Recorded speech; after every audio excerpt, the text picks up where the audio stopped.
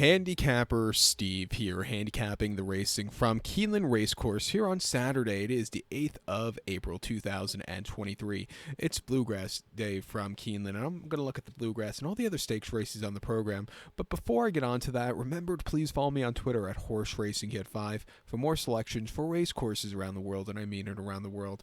Let's look at the stakes action here from Keeneland races 5 through 9, so quite a few races to look at. Starting off with the fifth race, which is the Commonwealth Stakes. It's a grade 3 event going for a $300,000 purse, race for 4-year-olds and upwards. Field of 10 horses going to the starting gate, positioned at the 1,400-meter pole, or going the distance of ground of 7 furlongs on the Keeneland main track.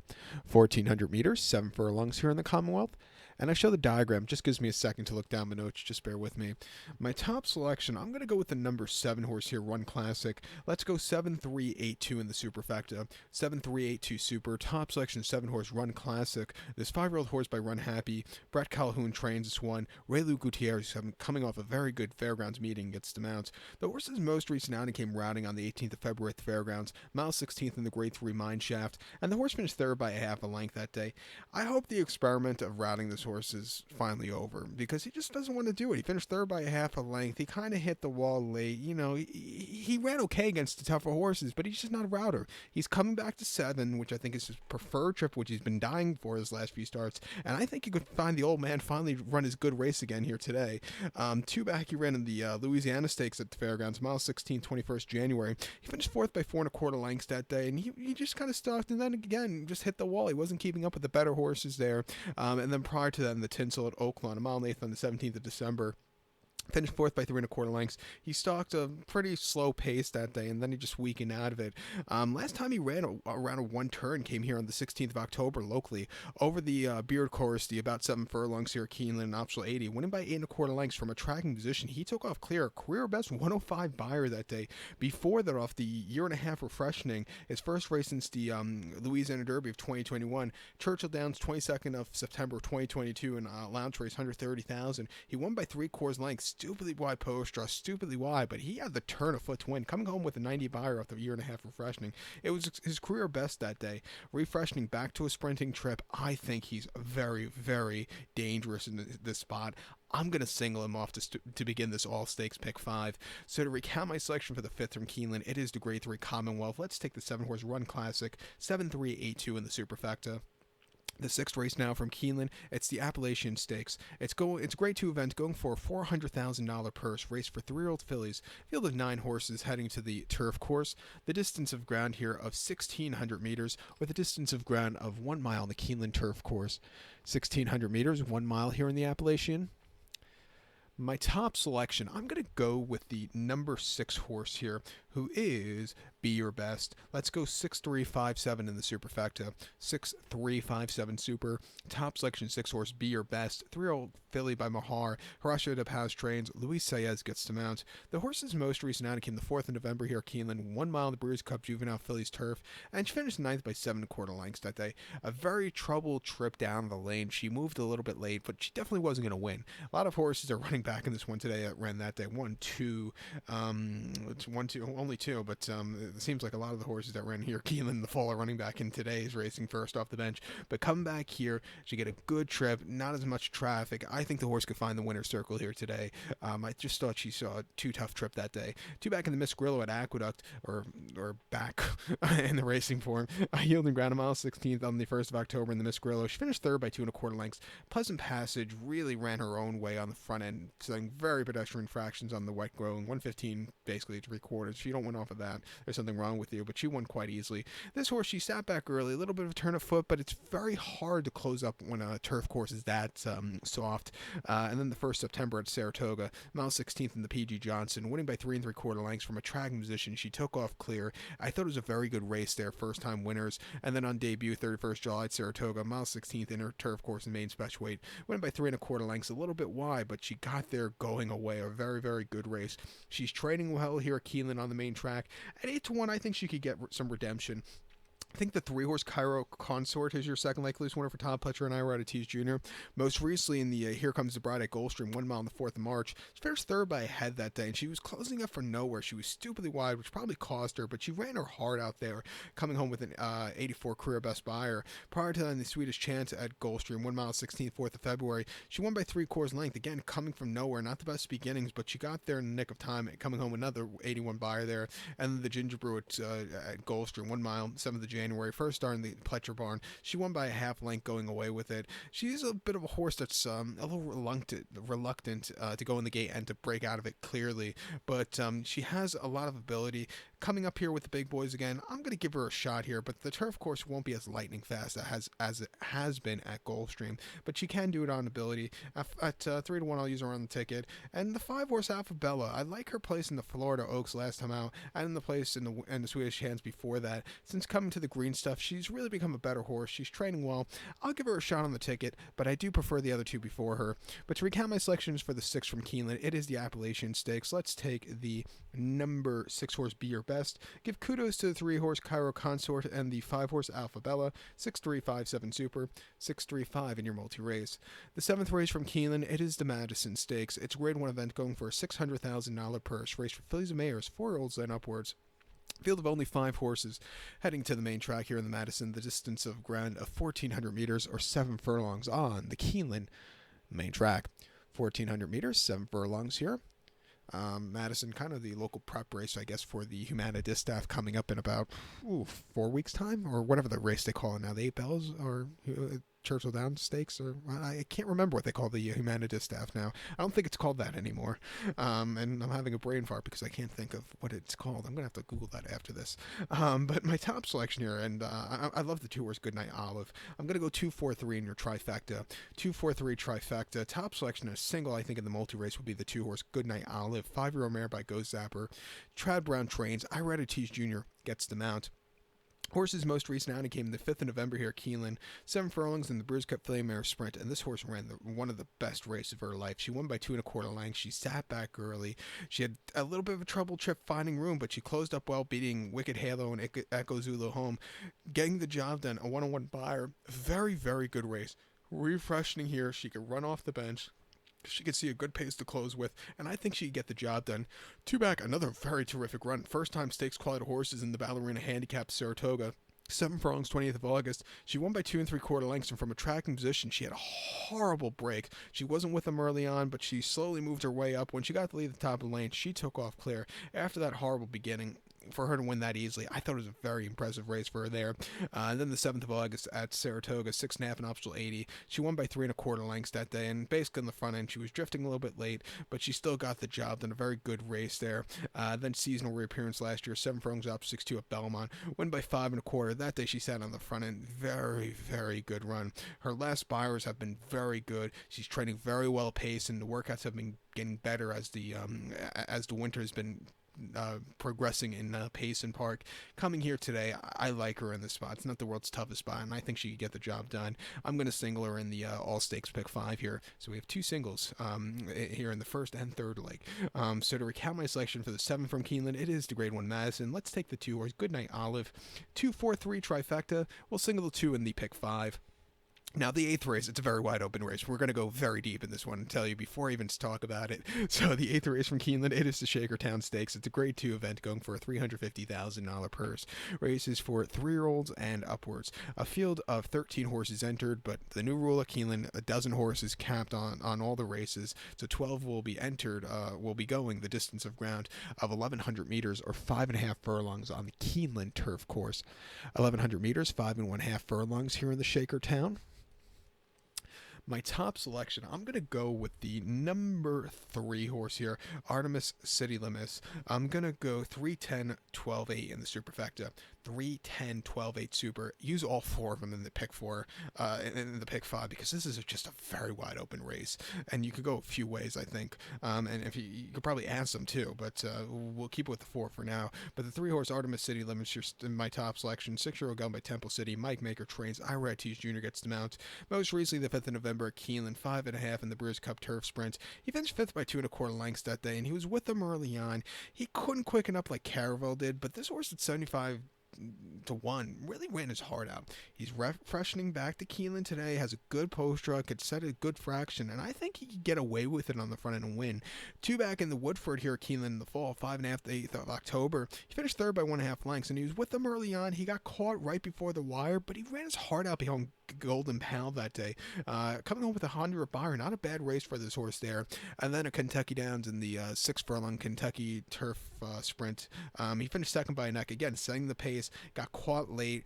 But again, a career best 100 bar. If he had a better poster, he probably would have won there. And then Saratoga on the Melon, 5.5 and optional 80. Winning by 3/4 length. On the front end all throughout. He really held on to a very, very nice victory. The changing point for him last year was coming from Gulfstream dirt to turf. He came here last April, the 9th, here at Keeneland, going 5.5 in a lounge race where he placed that day. Stupidly wide, which cost him. If he saved some ground, he would have won by open lengths. After that, ran terrific races at Belmont. Came back to Saratoga where he won quite nicely. And in the fall, he was running against some tough horses and just getting beat by them. Refreshing here, not the world's toughest Shakertown. I think he could get a good trip and win.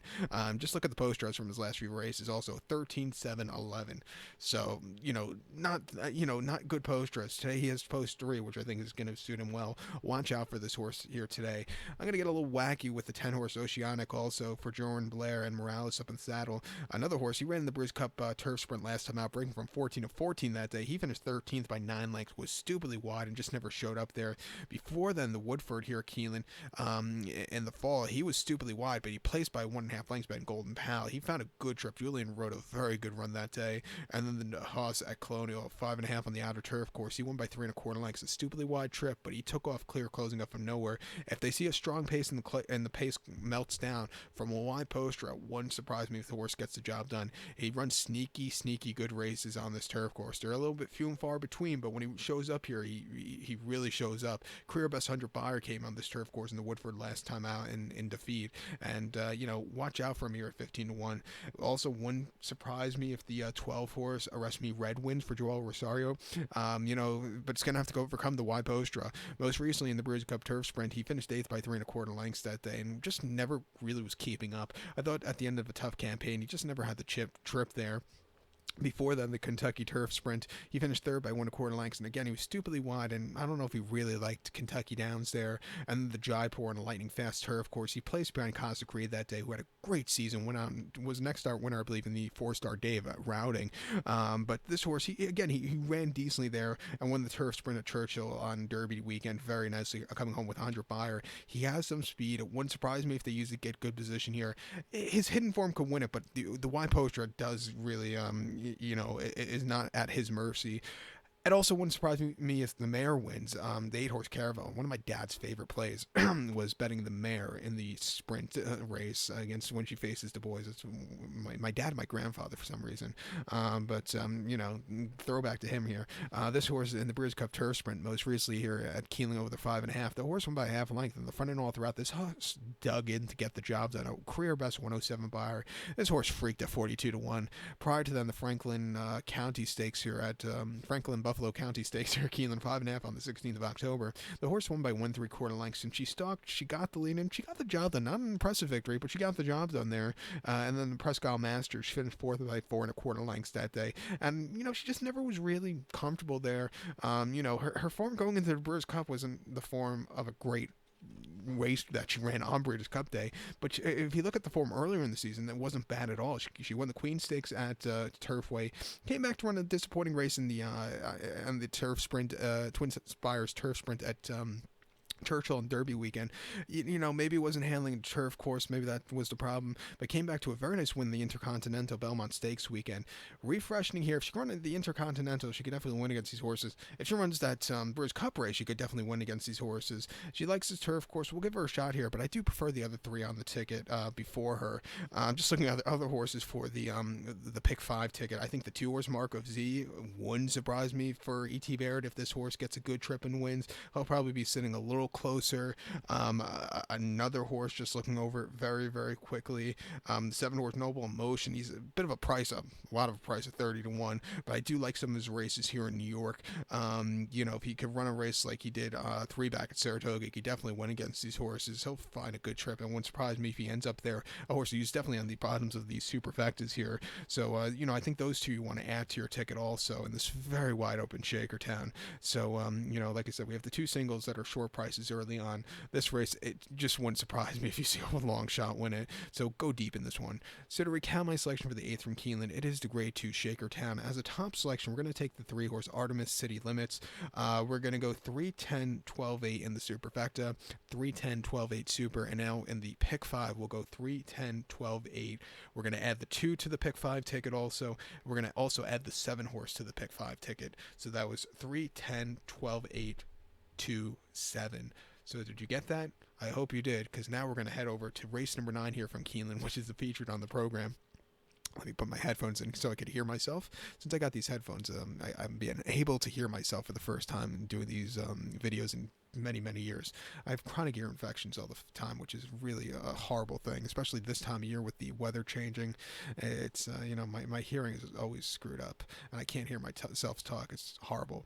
But it's fixed now with these headphones, but they always fall out. But let's get to the 9th race from Keeneland now, which is the Toyota Bluegrass Stakes. It's a grade 1 event going for $1 million purse. Races for 3-year-olds here. Field 11 horses going to the main dirt track. The distance of ground of 1,800 meters, or the distance of ground of 1 1/8 on the Keeneland main track. 1,800 meters, 1 1/8 here in the Bluegrass. My top selection, I'm going to go to the rail horse, to the 1-horse Tappet Trice. I'm going to go 1-3-10-8 in the superfecta, 1-3-10-8 super. Top selection, 1-horse Tappet Trice, 3-year-old colt by Tappet. Tom Pletcher trains. Luis Saez gets the mount. They only bought this horse for $1.3 million at the Keeneland September 2021 sale, so they think highly of him, I think. Most recently in the Tampa Derby at Tampa Bay Downs, Mile 16th, 11th March, 50 cents to the dollar. The horse won by open lengths, winning by 2 lengths. Coming from mid-pack, he was a little bit wide, but he won quite nicely. An all-around good race. He'll probably sit a little closer here today. I think he gets good posture from the inside, training well Palm Beach. I think he can improve and run a good race here today. I still think Tappet, his offspring as of recently haven't been running as good as it was, say, in the last decade or early last decade, but he still needs that Derby victory to get him to be one of the best sires. Tappet, he was a Laurel Futurity winner on dirt and the Wood Memorial Derby, Wood Memorial winner. I don't think he did anything in the Derby, but his offspring, he's better off the track than on the track. But back to Tappet Trice, he ran on the 4th of February Gulfstream, a 1-turn mile and off 75, winning by 8 lengths from a tracking position. He started on the inside, he got out wide, and he quickened up, and he went away with it, winning by 8, 92 Beyer. A very, very good race for him there. And then mid-December on the mud at Aqueduct, 1 mile in the main special weight, winning by a neck. He didn't break so well. He got some dirt in his face. Good confidence builder. He quickened up nicely. A good race after all said and done. And then on debut on the 6th of November at Aqueduct, 1 mile in the main special weight, he finished 3rd by 2 1/4 lengths that day. A little bit wide, but he got down the race course well. He's definitely been on the improve with every single race. Coming here to a mile and 1/8, which I think is his preferred trip. He probably won't be coming as far behind as he was last time out of Tampa. He'll get a good trip. I think he can win 5-2. Let's use him. I think your second likeliest winner would be the 3-horse Verifying, 3-year-old colt by Justified. Brad Cox trains. Tyler Gaffleone gets the mount. Most recently in the Rebel at Oakland on the slop, Mile 16th in late February. He finished 4th by 5 1/4 lengths that day, and he just never was really comfortable. He had a little traffic which cost him. I don't think the rail poster was to his liking. He's not totally on the rail today, but he's still gonna have to overcome a little bit of an inside poster. But if he could get good clear running, I think he could get a better trip. Before that at Oakland in early January, 1 mile and optional 80, he won by 5 1/4 lengths and had an easy tracking trip. When he quickened up, he went away with it, coming home with a 97 Beyer. That was a very good confidence builder race, stepping down in class from the previous race, which is the Breeders' Cup Juvenile here at Keeneland. Mile 16th, 4th in November. He finished 6 by 12 lengths that day and basically lost all chances beginning. Didn't break so well because he got bumped out of it, and he just never got going. It wasn't his day to win. And then the Champagne at Belmont at Aqueduct on the slop, 1 mile, 1st of October. He finished 2nd by 3.5 lengths that day. He had the lead. He got caught by Blazing 7. Evans that day, who, closed up from nowhere with the dirt in his face. But this horse, he ran his heart out there. I hope the track's not sloppy, because his two worst races, I think, have come on sloppy tracks. If the track is fast, I think he goes up a lot. He's training very well at the fairgrounds here and here at Keeneland. I'm going to give him a shot at 3-1 to, find his winning ways again. But I do like Tapit Trice in the spot. But to recap my selections now for the 9th from Keeneland, it is the Grade 1 Toyota Bluegrass. As a top selection, we'll take the 1-horse Tapit Trice. Give kudos to the 3-horse Verifying. 1-3 10-8 Super. 1-3 in your multi-race. So good luck to all, and please follow me on Twitter at HorseRacingKit5 for more selections for race courses around the world, and also join me for my Wood Memorial preview from Aqueduct. Good luck, everybody.